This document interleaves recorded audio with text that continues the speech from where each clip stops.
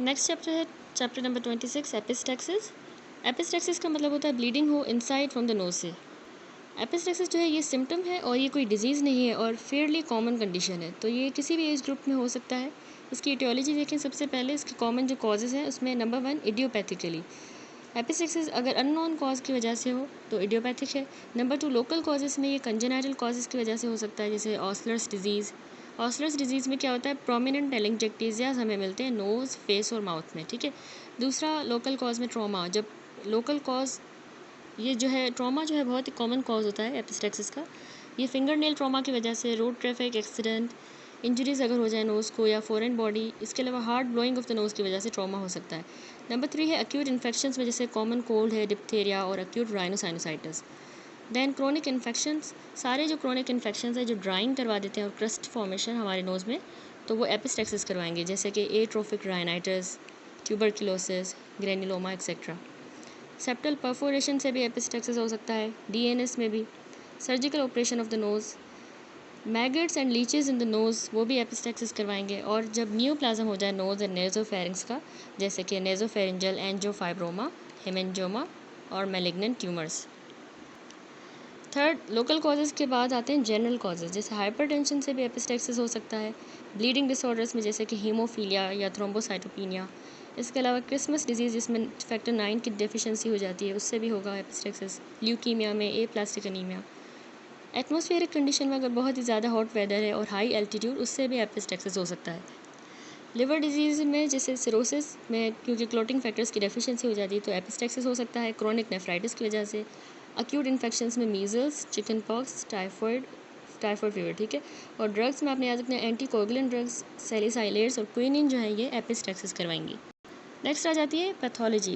Bleeding जो है किसी भी साइड से हो सकती है, लेकिन 90% केसेस में याद रखिएगा एपिस्टैक्सिस जो है वो लिटल्स एरिया से होती है। लिटल्स एरिया जो है हमारा जो एंटीरो इन्फीरियर पार्ट होता है नेज़ल सेप्टम का, वहाँ पे लिटल्स एरिया सिचुएटेड होता है, जहाँ पे हमारी 4 ब्लड वेसल्स जो है प्रेजेंट होती हैं, जिनको हम किसलबैक प्लेक्सस कहते हैं। ये फिगर देखिए, इसमें किसलबैक प्लेक्सस दिखाया गया है, लिटल्स एरिया जिसमें हमारी 4 जो है आर्टरीज कंट्रीब्यूट करती हैं इस प्लेक्सस की फॉर्मेशन में। इसमें आर्टरीज में एंटीरियर एथमोइडल, सेप्टल ब्रांच हमारी सुपीरियर लेबियल की, स्फीनोपैलेटीन और ग्रेटर पैलेटीन आर्टरीज कंट्रीब्यूट करेंगी। अब ये जो एरिया होता है ना, ये ज़्यादा एक्सपोज होता है to the drying effects of the inspired air और फिंगर नेल ट्रॉमा को। तो ये अनदर, इसके अलावा एक और जो है वास्कुलर प्लेक्सस लोकेटेड होता है बिल्कुल पोस्टीरियरली और lateral wall of the nose में, जो बिलो द इन्फीरियर टर्बिनेट होगा, उसको हम वुडरफ्स प्लेक्सस कहते हैं। ये फिगर देखिए, एंटीरियर इन्फीरियर पार्ट जो है नेज़ल सेप्टम का, वहाँ पे किसलबैक प्लेक्सस होगा, और जो है इन्फीरियर टर्बिनेट के बिल्कुल बिलो जो है lateral wall of the nose में हमारे पास वुडरफ प्लेक्सस होता है। ये जो एरिया है ये ज़्यादा कॉमन साइट होता है फॉर द पोस्टीरियर ब्लीडिंग। बाकी जो साइड होती है ब्लीडिंग की हमारे नोज़ में, वो above the middle turbinate from the ethmoidal vessels पे ब्लीडिंग हो सकती है। बिलो द मिडल टर्बिनेट जो है वो ब्रांचेस ऑफ स्फीनोपैलेटीन आर्टरी से और नेज़ोफेरिंक्स में ब्लीडिंग होगी, ठीक है। वीनस ब्लीडिंग की बात करें तो ये स्पेशली हमारा जो रेट्रोकोलुमेलर वेन होती है, जो कि वर्टिकली बिल्कुल just behind the columella run करती है, उसमें से वीनस ब्लीडिंग होगी। स्मॉल वेसल से ब्लीडिंग और कैपिलरीज से भी हो सकती है, जो कि ज़्यादातर डिफ्यूज़ होगी। अब इस टेबल में वही साइट्स गिवन है एपिस्टैक्सिस की। हमने कहा मीडियल वॉल या सेप्टम में जो है लिटल्स एरिया या किसलबैक प्लेक्सस से हो सकती है, या बिहाइंड द कोलुमेला जो है वो रेट्रोकोलुमेलर वेन से होगी। लेटरल वॉल में क्यों हो रही है epistaxis? Above the middle turbinate हमारी anterior and posterior ethmoidal arteries इसकी साइट ऑफ ब्लीडिंग हो सकती हैं। बिलो द मिडल टर्बिनेट जो हमारी स्फीनोपैलेटीन आर्टरी है। पोस्टीरियर ब्लीडिंग का जो है मेन कॉज वो lateral wall of the nose में हमारे पास वुडरफ प्लेक्सस होता है, उसकी वजह से होगा, या फिर नेज़ोफेरिंक्स या स्फीनोपैलेटीन आर्टरी की वजह से पोस्टीरियर ब्लीडिंग। और डिफ्यूज़ ब्लीडिंग हमारी small vessels and capillaries blood dyscrasias में डिफ्यूज़ ब्लीडिंग करवाएंगी। अब क्लिनिकल फीचर्स क्या मिलेंगे? एपिस्टैक्सिस जो है किसी भी एज ग्रुप में हो सकता है। ब्लीडिंग वेरी कर सकती है greatly in degree from trivial to lethal bleeding. Blood जो है ज़्यादातर फ्लो करेगा एंटीरियर नेयर्स से, जिसको हम एंटीरियर एपिस्टैक्सिस कहेंगे, लेकिन ये बैकवर्ड भी फ्लो कर सकता है फेरिंग्स के अंदर, तो उसको हम पोस्टीरियर एपिस्टैक्सिस कहेंगे। और माउथ से आ सकता है या स्वेलो भी हो सकता है। तो ये जो स्वेलोड ब्लड है ये वॉमिटेड आउट भी हो सकता है लेटर ऑन। मोस्ट जो केसेस होते हैं ट्राइवियल एपिस्टैक्सिस के, उसमें खुद ही ब्लीडिंग स्पॉन्टेनियसली स्टॉप हो जाएगी। और सिवियर एपिस्टैक्सिस के केसेस में अगर ज़्यादा large amount of blood loss हो रहा है तो पेशेंट हाइपोवॉलेमिक शॉक में जा सकता है। ट्रीट हमने कैसे करना है? सबसे पहले फर्स्ट एड मेजर्स देखें तो माइनर डिग्री की जो एपिस्टैक्सिस है, स्पेशली जो लिटल्स एरिया से होती है, उसको हम कैसे कंट्रोल करेंगे? हम पेशेंट को कहेंगे कि अपने नोज़ को पिंच करें और अपराइट पोजीशन में बैठे विथ फॉरवर्ड इंक्लाइनेशन, ठीक है, आगे की तरफ थोड़ा सा जिस तरह पिक्चर में दिखाया गया ऐसे इंक्लाइंड पोजीशन में बैठना है 10 to 15 मिनट्स और नोज़ को पिंच करना है।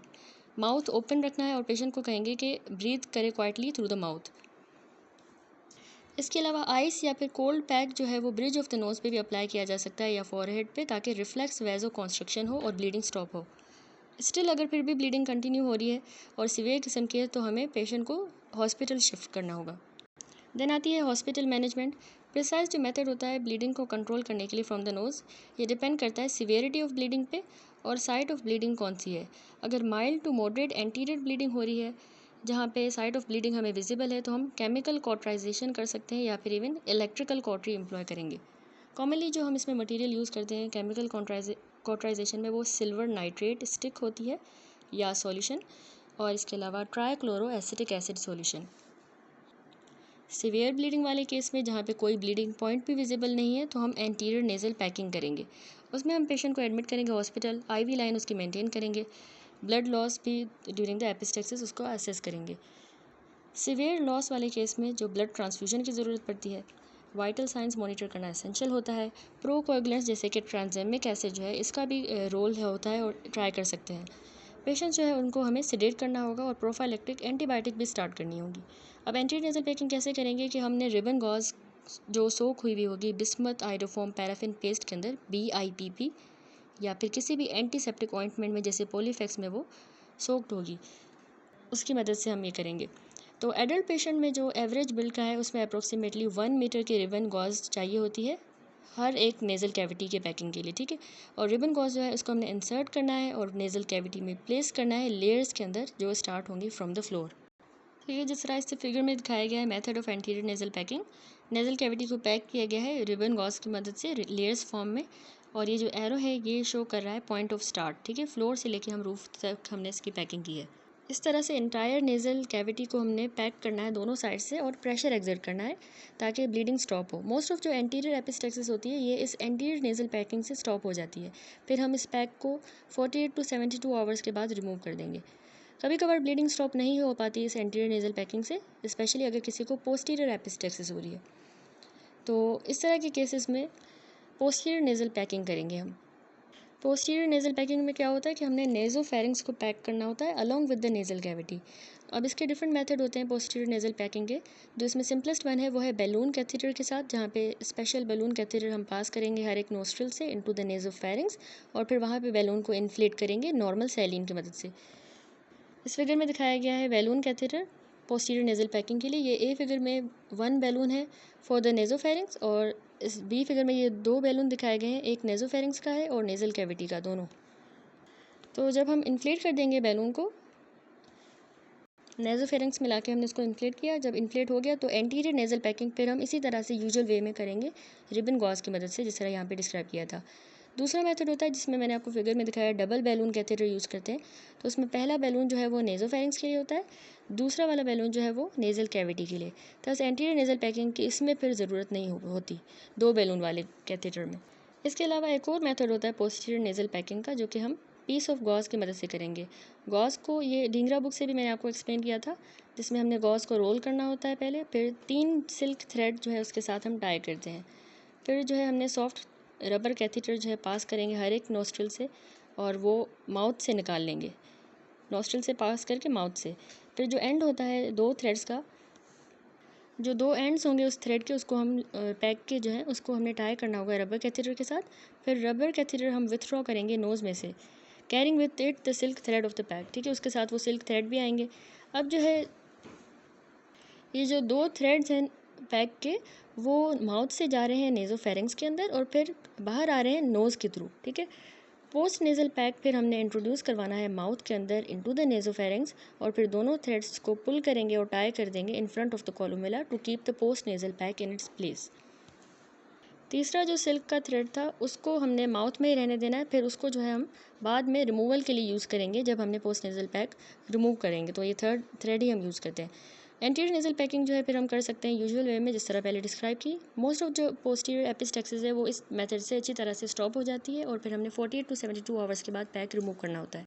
इस फिगर में देखिए बहुत अच्छे से ये दिखाई गई है पोस्टीरियर नेजल पैकिंग, जिसमें जो है हमने गॉज को पहले रोल किया है, फिर जो है 3 सिल्क थ्रेड टाई किए हैं उसके साथ, फिर हमने सॉफ्ट रबर कैथेटर पास किया हर एक नोस्ट्रल से और वो माउथ से निकाला। ठीक है, जो एंड है दोनों थ्रेड के पैक के उसको हमने टाई किया है रबर कैथेटर के साथ और फिर रबर कैथेटर हमने विथड्रॉ कर दिया, निकाल दिया और जो ये पैक है ये पीछे यहाँ फेरिंक्स में आ गया है। फिर हमने वही एंटीरियर नेजल पैकिंग की और तीसरा जो थ्रेड है उसको हमने रखना है यहाँ पे ताकि जो है हम जब इसको रिमूव करेंगे गॉज को तो उसके लिए तीसरा थ्रेड हमें यूज़फुल रहेगा इस अप्रोच के लिए। ठीक है, ये सारी डिटेल में होगी हॉस्पिटल मैनेजमेंट। पहले हमने फर्स्ट एड मेजर देखे, फिर हॉस्पिटल मैनेजमेंट। अब आती है डिलेड मैनेजमेंट। जब अक्यूट फेज़ ओवर हो जाए और पेशेंट जो है उसको फिर हमने इन्वेस्टिगेट करना होगा कि उसके एपिस्टेक्सिस का कॉज क्या है, तो फिर उस हिसाब से हमने ट्रीट करना होगा अकॉर्डिंगली। अगर हाइपरटेंशन कॉज हुआ है तो हमने ब्लड प्रेशर कंट्रोल करना होगा, नेज़ल पैक को हमने रिमूव करना है और ब्लीडर जो है हमें विजिबल होगा anterior part of the nose में, जो कि फिर हमने कॉटराइज करना होगा केमिकल कॉटरी की मदद से, जिसमें हम सिल्वर नाइट्रेट यूज़ करते हैं या ट्राइक्लोरो एसिटिक एसिड सॉल्यूशन, या फिर हम इलेक्ट्रिक कॉटरी के थ्रू भी कर सकते हैं या इवन कोएगुलेशन डायथर्मी। अब कुछ केसेस में नेज़ल एंडोस्कोपी जो है एग्जामिनेशन, नेज़ल एंडोस्कोपी या फिर एग्जामिनेशन हम जनरल एनेस्थीसिया में भी कर सकते हैं, रिक्वायर्ड होती है, जहाँ पे आइडेंटिफिकेशन ब्लीडर की और कॉटराइजेशन जो है वो ज़्यादा इफेक्टिवली की जा सकती है एंडोस्कोपी के थ्रू। फिर कह रहा है कि कुछ जो सीवियर केसेस होते हैं एपिस्टेक्सिस के नहीं कंट्रोल हो पा रहे इन सारे मेजर से, तो फिर हम बाकी प्रोसीजर्स कर सकते हैं, जैसे आर्टरी को ही हम लाइगेट कर देंगे या आर्टीरियल एम्बोलाइजेशन भी नीडेड होता है। आर्टरी की लाइगेशन हम करते हैं according to the site of bleeding, या फिर जो आर्टरी रिस्पॉन्सिबल है ब्लीडिंग के लिए उसके लिए उसकी लाइगेशन कर देंगे, उसको बांध देंगे। आर्टरीज जो है हम जो एपिस्टेक्सिस के केस में लाइगेट करते हैं वो याद रखिएगा, external carotid artery, maxillary artery, sphenopalatine artery, anterior and posterior ethmoidal arteries. Endoscopic trans nasal sphenopalatine artery ligation ये बहुत ही अच्छा अल्टरनेटिव होता है to ligate this artery endoscopically, जहाँ पे ये हमारे नोज़ में एंटर कर रही होती है स्फीनोपैलेटिन फोरामेन के थ्रू। और एम्बोलाइजेशन जो है ब्लीडिंग वेसल्स की, ये भी हम फ्लोरोस्कोपिक कंट्रोल एंजियोग्राफी के थ्रू कर सकते हैं, जिसमें हम जेल फॉर्म, पॉलीविनाइल अल्कोहल या ग्लास बीड्स जो है आर्टरी के अंदर इंजेक्ट कर देंगे, तो ये एक एम्बोलिस की तरह एक्ट कर देंगे और ओक्लूड कर देंगे, ब्लॉक कर देंगे आर्टरी को और ब्लीडिंग सही हो जाएगी। तो ये ट्रीटमेंट की समरी है। हम एपिस्टेक्सिस में हमने पहले फर्स्ट एड में हमने पिंचिंग ऑफ द नोज़ की, सिटिंग अपराइट, फॉरवर्ड इंक्लाइनेशन और आई स्पेक्स फॉरहेड पे रखे। हॉस्पिटल मैनेजमेंट में केमिकल या electrical cautery, anterior nasal packing, posterior nasal packing, IV line maintain करेंगे, ब्लड लॉस असेस करेंगे, रिप्लेस करेंगे। कोएगुलेशन थेरेपी में ट्रांसजेमिक एसिड दे सकते हैं और प्रोफाइलेक्टिक एंटीबायोटिक। डिलेड मैनेजमेंट में हमने कहा कि इन्वेस्टिगेशन हमने करनी होती है ताकि ब्लीडिंग का कॉज पता चले, उस हिसाब से उस कॉज को ट्रीट करेंगे। नेज़ल एंडोस्कोपी या एग्जामिनेशन करेंगे अंडर एनेस्थीसिया और कॉटराइजेशन एंड लाइगेशन करेंगे, एंड लास्ट में है एम्बोलाइजेशन। That's it. यहाँ पे फिर चैप्टर की समरी एंड की पॉइंट्स है। हमने देखा कि मेजॉरिटी ऑफ जो ब्लीडिंग होती है नोज से वो लिटल्स एरिया से होती है। बहुत से जो केसेस होते हैं एपिस्टेक्सिस के इडियोपैथिक होते हैं, लेकिन ये ब्लीडिंग जो है एंटीरियर नेजल पैकिंग से स्टॉप की जा सकती है बहुत से केसेस में। पोस्टीरियर वाली जो ब्लीडिंग है, जहाँ पे ब्लीडिंग स्टॉप नहीं हो पा रही है एंटीरियर नेजल पैकिंग से, तो हम पोस्टीरियर नेजल पैकिंग कर रहे हैं। पोस्टीरियर नेजल पैकिंग जो है बैलून कैथेटर से भी कर सकते हैं या रोल्ड ग्वाज पीस से। वंस पेशेंट स्टेबल हो जाएगा तो फिर हमने एपिस्टेक्सिस का कॉज इन्वेस्टिगेट करना होगा और उस हिसाब से ट्रीट करना है। सीवियर जो अनकंट्रोल्ड एपिस्टेक्सिस है उसमें आर्टीरियल लाइगेशन या आर्टीरियल एम्बोलाइजेशन भी की जा सकती है। That's it. अब कुछ BCQs हैं। कौन सा जो है बहुत ही कॉमन साइट होती है एपिस्टेक्सिस की, तो हमने पढ़ा कि लिटल्स एरिया से ज़्यादातर एपिस्टेक्सिस होती है, जो हमारा एंटीरो इन्फीरियर पार्ट होता है नेजल सेप्टम का। 16-year-old बॉय प्रेजेंट किया complain with a mild to moderate, उसको रिकरेंट एपिस्टेक्सिस हो रही थी इडियोपैथिक इटियोलॉजी की। तो अब हम उसको क्या एडवाइस करेंगे कि उसकी ब्लीडिंग जो है घर में ही अक्यूट एपिसोड स्टॉप हो जाए, तो इसमें हमने उसको अपराइट पोजीशन में बिठाना है और फॉरवर्ड इंक्लाइनेशन के साथ। कौन सा पार्ट एंटीरियर नेजल पैकिंग में हम पैक करते हैं, that is the whole of the nasal cavity. 50-year-old man came to the emergency department with the complaint of the severe epistaxis. Anterior nasal packing की गई इमीडिएटली, ठीक है, emergency में, और ब्लीडिंग स्टॉप हो गई। लेकिन कौन सा मोस्ट अप्रोप्रिएट टाइम पीरियड होता है जिसके बाद हमने नेज़ल पैकिंग जो है उसको रिमूव करना है पेशेंट से, तो हम तकरीबन 2 to 3 डेज़ के बाद इसको रिमूव करते हैं। एंटीरियर नेज़ल पैकिंग एडवाइस की गई 20-year-old गर्ल में जो प्रेजेंट की गई with complain of severe epistaxis in emergency. कौन सा मटेरियल सूटेबल रहेगा for packing in such a patient. Ribbon gauze क्यों? क्योंकि प्रॉपर प्रेशर ये नेज़ल कैविटी में इसकी मदद से हम अप्लाई करेंगे। एंटीरियर नेज़ल पैकिंग में हम यही यूज़ कर रहे थे। देन क्वेश्चन है, अच्छा दैट्स इट। यहाँ पे ये चैप्टर 26 एपिस्टैक्सिस कंप्लीट हुआ।